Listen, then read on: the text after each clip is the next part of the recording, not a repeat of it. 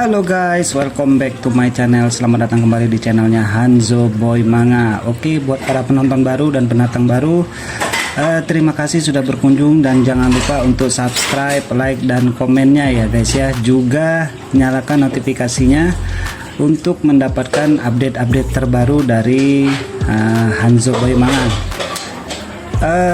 Oke. Abaikan saja suara bacotan saya karena ini hanya syarat untuk monetisasi saja ya guys ya. Silakan baca komiknya sampai selesai.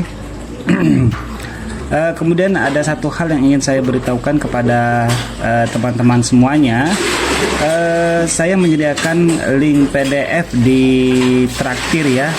Juga ada juga di web. Cuman kalau di web dia downloadnya satu-satu dan harus melewati beberapa iklan. Tapi kalau di Traktir kalian langsung mendapatkan link untuk mendownloadnya. Ada yang 5 sampai 10 chapter. Di Traktir sudah saya sediakan nomor HP bisnis saya. Jika rekan-rekan semuanya ingin minta diskon, silakan saja hubungi kontak yang sudah saya letakkan di Traktir. Ataupun jika ada link yang susah atau tidak bisa dibuka, bisa hubungi kontak WA saya ya guys ya.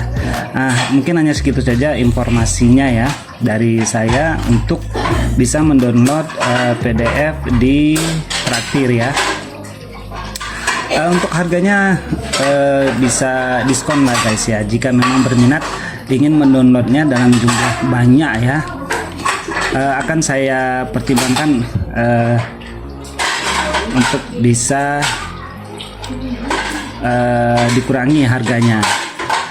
Nah yang penting jika kalian minta diskon, jangan lupa nanti screenshotkan. Setelah didiskon kalian screenshotkan dan kirimkan ke WA bisnis saya. Screenshotkan hasilnya. Yang penting sebelum kalian ngirim cendol, sebaiknya kalian konfirmasikan dulu ke saya jika kalian ingin diskon ya. Nah jadi begitu saja ya info untuk informasinya yang sekilas. Oke, kita akan kembali lagi ke cerita dari The First Ancestor in History ya. Ini bahasa Indonesia, chapternya saya lupa chapter berapa. Yang penting kalian bisa lihat di judul ya, ada chapternya ya. Sorry guys, terlalu banyak noise ya guys ya, karena ada yang cuci piring guys. Jadi ya abaikan saja suara-suara itu dan silakan saja kalian baca. Kalian fokus saja sama baca. Oke, kita kembali ke ceritanya. Dimana diceritakan di sini bahwa sekte Flowing Like Sword datang mengunjungi sekte MC-nya ya. Sekte CMC.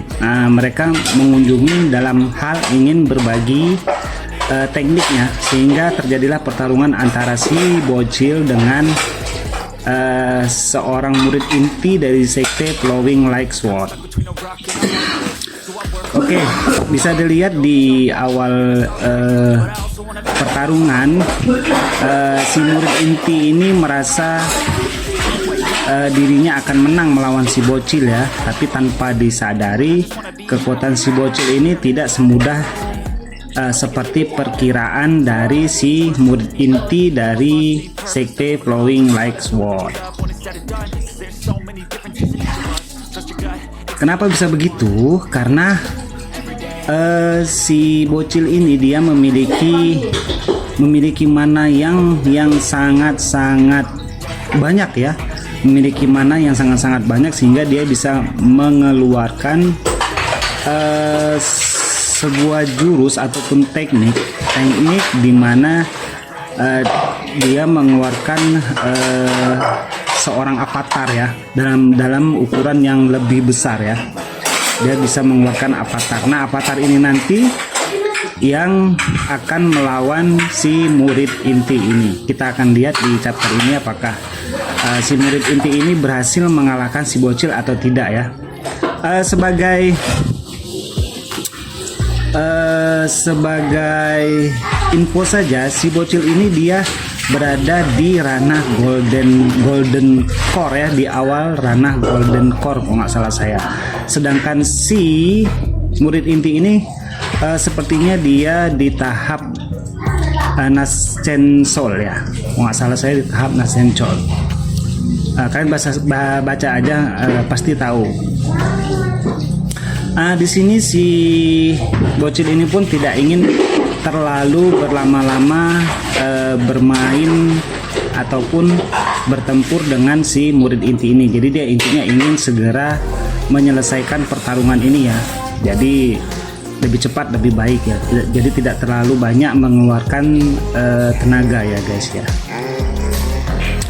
Nah, sedangkan orang-orang yang menontonnya ini merasa terkagum-kagum ya melihat si bocil ini yang mampu mengeluarkan seorang avatar yang ukurannya sangat besar yang langsung berhadapan dengan murid inti. Mereka semua sangat terkejut ya melihat hal itu. Padahal si bocil ini berada di tahap awal Golden Core ya. Otomatis si murid inti merasa malu ya jika kalah ya dari si bocil yang baru berada di tahap awal Golden Core. Oleh karena itu dia pun mengeluarkan jurus untuk menghadapi si bocil. Oke, bentar guys ya. Ini ada sedikit informasi ya, kekacauan guys ya, kekacauan untuk membuatkan secangkir kopi ya guys ya.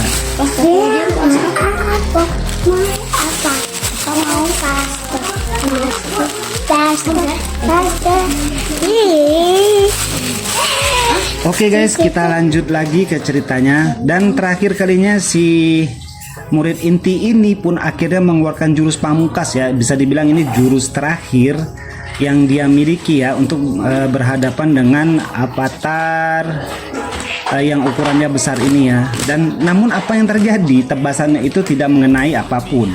Ternyata avatarnya itu dengan mudah menghindar dan menyerang balik si murid inti ini guys. Jadi ya bisa dilihat, sangat disayangkan ya, si murid inti ini yang awalnya itu dia dengan rasa optimis bisa mengalahkan si bocil, dia selalu menyerang dan menyerang. Akhirnya dia pun sekarang ini hanya bisa bertahan dari serangan si anak ini ya. Mau tidak mau pun dia akhirnya harus bertahan dan tidak bisa melakukan apapun. Menyerang juga tidak bisa, bertahan juga menjadi bulan-bulanan ya. Dan pada akhirnya semua para murid dari Flowing Like Sword pun merasa malu ya. Masa melawan bocil saja tidak sanggup. Padahal si murid inti tadi itu dia berada di ranah atau di tahap Nascensol.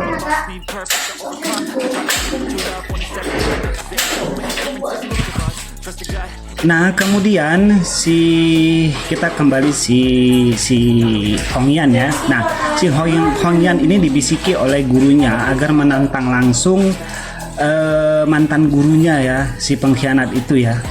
Mantan gurunya, apakah dia akan mengasihaninya atau mengampuninya atau akan membunuhnya. Mungkin gitu aja guys, sampai ketemu lagi di chapter selanjutnya.